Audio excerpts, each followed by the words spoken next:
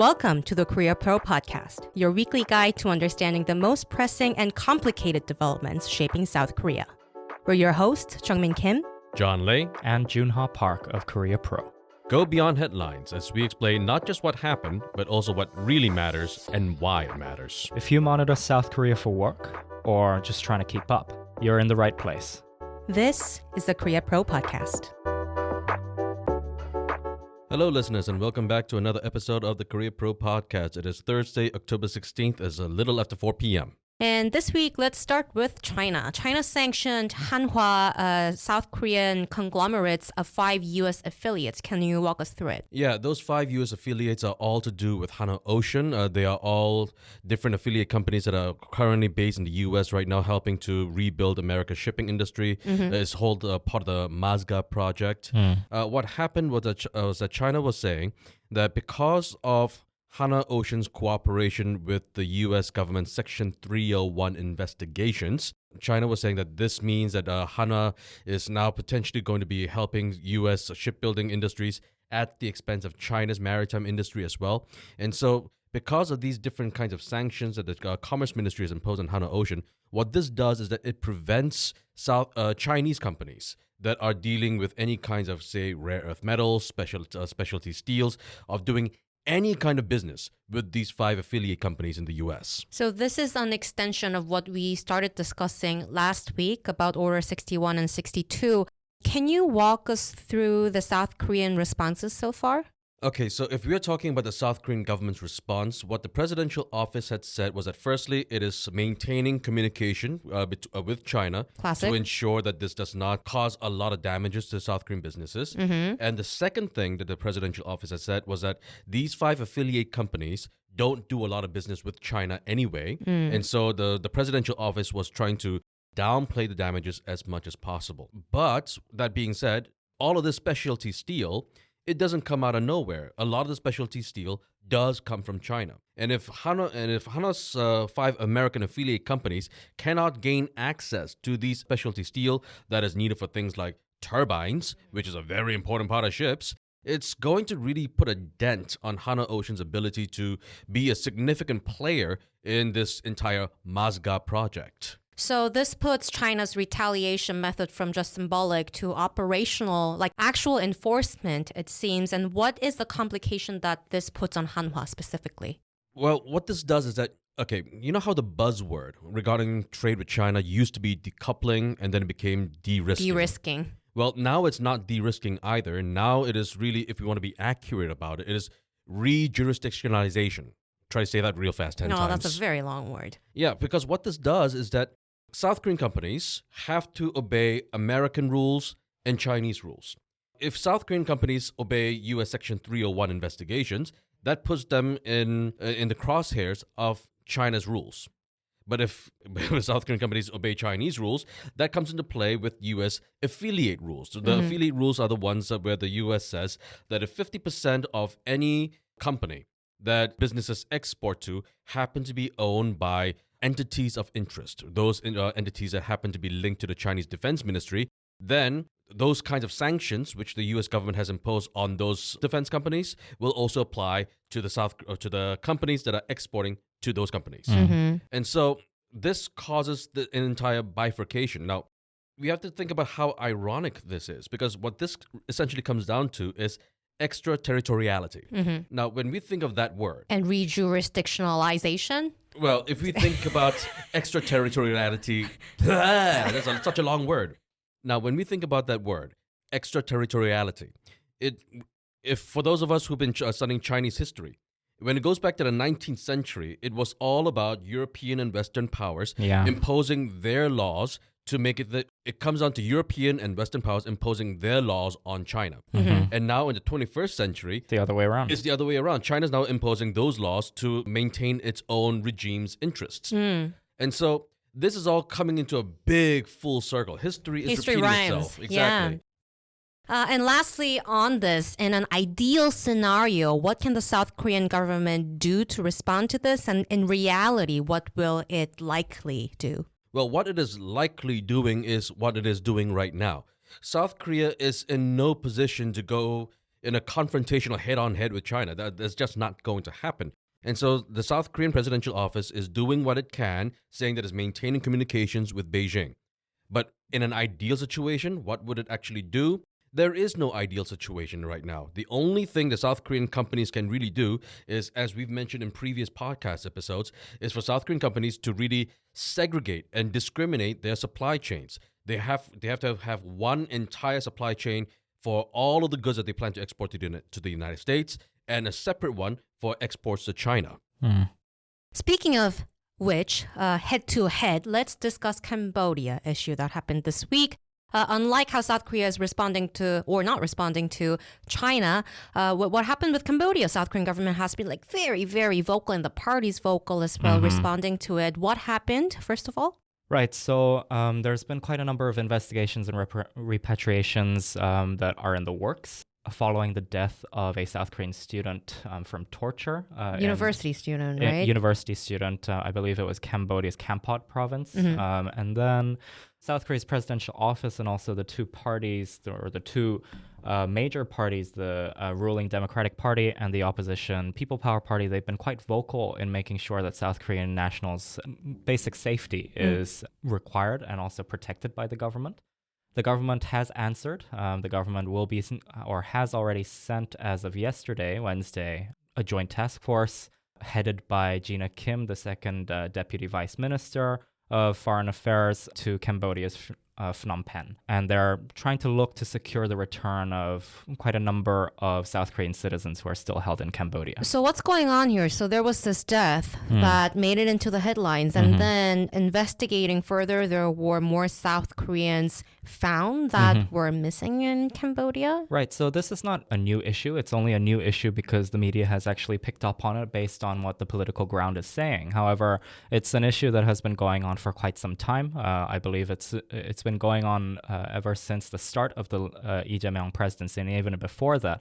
But it's basically South Korean citizens being caught up in the sort of Cambodian cartels and expanding job scam and trafficking networks. So what were the job scams that were reported on so far? What were the types? So you had some online scam compounds where you had quite high budget roles. Oh, like please deliver document to my brother sort of stuff. Right. So you had South Korean nationals who were quite attracted by that and went to Phnom Penh and went to Cambodia or different provinces in Cambodia to actually accommodate those. But it was also controversial, some of the cases, because weren't like South Koreans also involved in some of the cases as perpetrators? Right. So it's not been confirmed by police investigations as of yet as to what the extent of the South Korean nationals' roles in these specific cases were. But yes, there were some South Korean perpetrators that were reported. However, there's also been a focus on the People Power Party and also some voices within the ruling Democratic Party who are taking this chance to sort of re-envision their anti-Chinese sentiment going forward, especially regarding... Walk me through it. Especially regarding some reports coming out from the Cambodian cases that have been coming out that some Chinese nationals and also some Chinese nationals were involved in the torture of these South Korean nationals. However, of course, unconfirmed. I see. So going forward, how much do you guys think this might spiral? I saw that the Cambodian government also responded in a manner that sort of made South Korean public a bit angry. What did the government say? I believe the government said that the South Korean government should be educating its own public on how to not get scammed. However, also the South Korean community or the South Korean national community within Cambodia who are in ordinary jobs and also are running businesses there. Running businesses, living a fair life, have also had some sort of skepticism towards the victims and also the perpetrators that were involved in these cases. So it's really a matter of whether Cambodia's political alignment with Seoul and also Seoul's political alignment with its own sort of political base and also its population that's something we have to see. Now, this is a both sides issue. Yeah, if we look at the South Korean victims,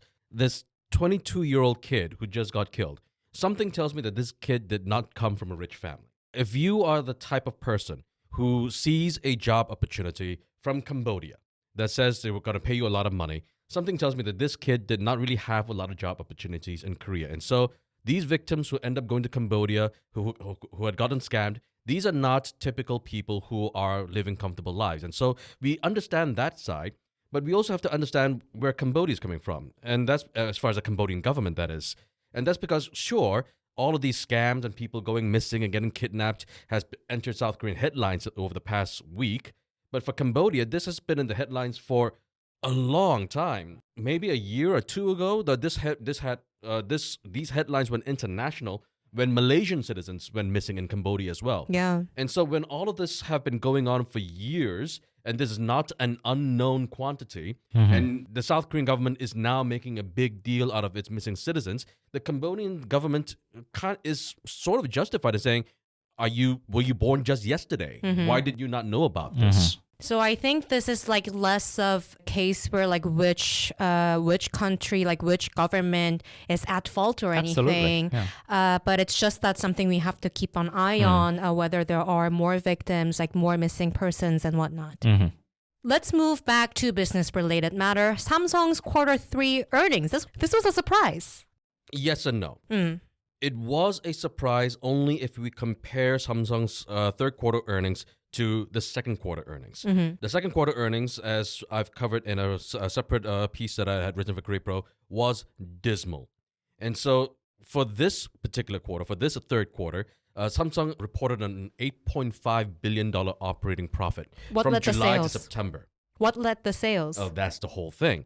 What led the sales was really AI chips. And so this does not really come as a surprise because as we've covered in Korea Pro before, Samsung had announced two really big deals in the third quarter. The first one was with Tesla, where Samsung had agreed to produce AI6 HBM chips for Tesla at its upcoming factory in a foundry in Taylor, Texas. And the second big one was a bit more recent, where Samsung chairman Lee Jae-yong met with OpenAI CEO Sam Altman, and Samsung agreed to provide HBM chips for OpenAI as well. Now, OpenAI is having this mega project which they call Stargate.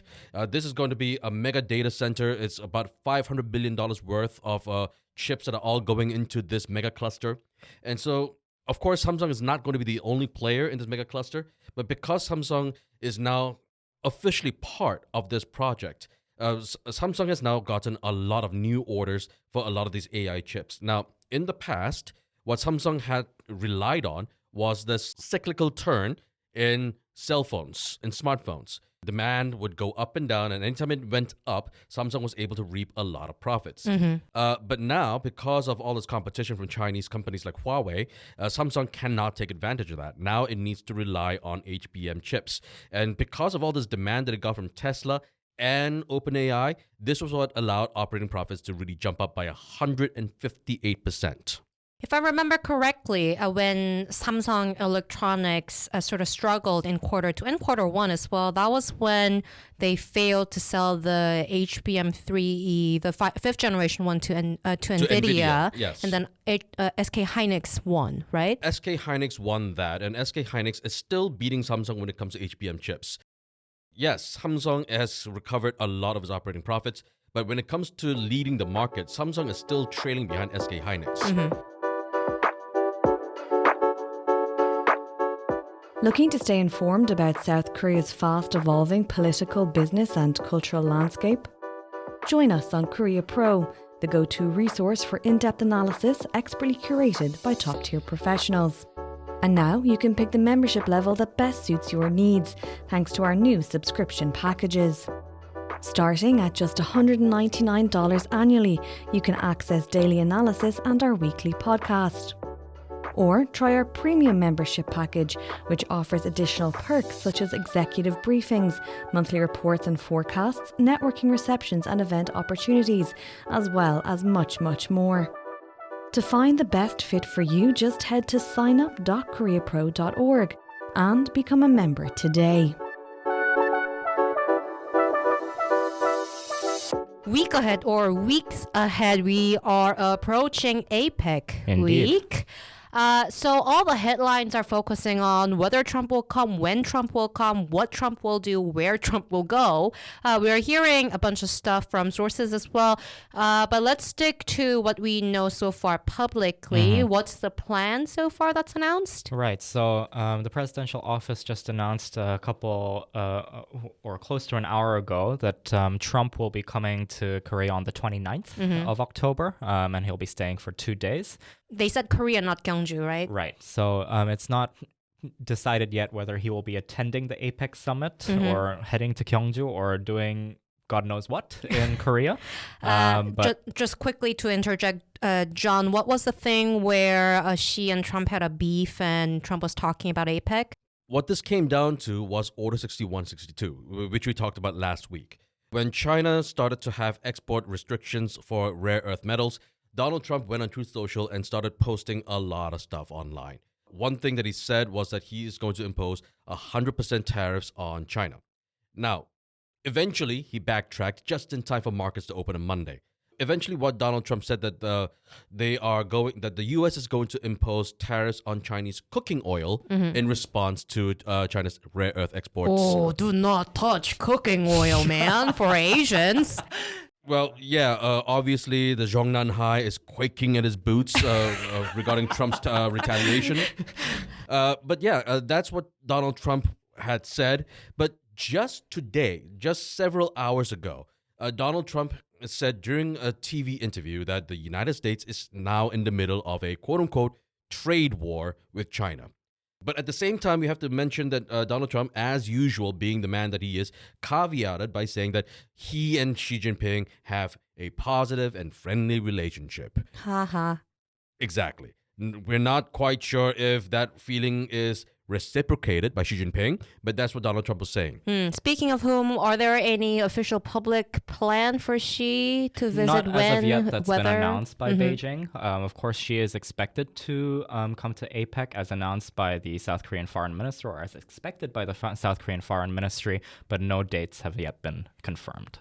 Also, there are APEC Economic Leaders Week meetings, and Joon Ha Park, Jeongmin, Kim, me, Shreyas Reddy, and Chado Carroll of Korea Risker, we will all be headed down to Gyeongju to see what's going on, whether Trump or Xi will be there. We'll try to doorstep if they do visit. And I will be in Seoul. Yes.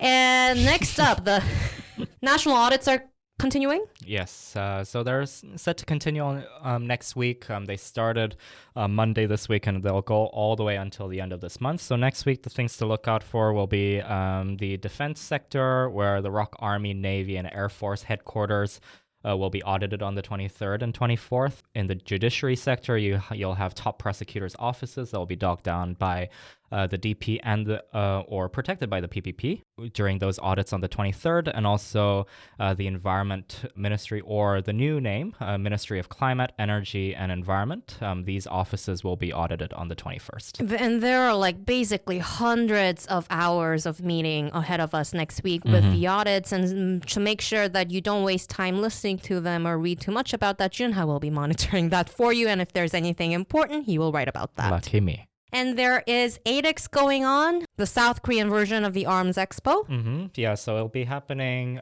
from October 20th to the 24th, so 5 days.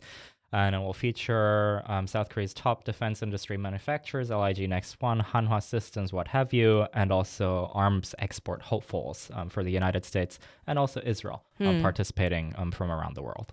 Juna and I went there to cover last time. It was really fun. Not fun when there were like the flyovers for celebration. And my favorite was the drone dog. I really absolutely loved it. What was your favorite? I think my favorite, there was something, I mean, John and I had a conversation about this as well, but there was this sort of ghost patrol maritime sort of structure that was, it was a model that was in Hanwha Ocean, right next to the Jangbogo submarine. And that was something that was quite interesting to look at. And last time the hottest one I think was a howitzer, right? And this time around there would be a lot of suicide drones, AI using assets as well, it seems. So it's something to keep an eye on. And all of this information will be sent to your email inboxes by Monday at 2 p.m. via the Week Ahead newsletter. So if you'd like to know more, please subscribe. Have a good weekend, everyone. Bye. And that's a wrap. Thanks for tuning in. If you want to know more, sign up for our daily executive briefings. We'll brief you on all you need to know from the past 24 hours and why it matters, delivered to your inbox every morning. If you want to stay ahead of the curve, sign up for Korea Pro to get a full package of insights, from daily expert analysis to profiles, month in review, week ahead, and more. And until next time, I'm Jeongmin Kim. I'm Joon Ha Park. And I'm John Lee, and we'll see you next time on the Korea Pro Podcast.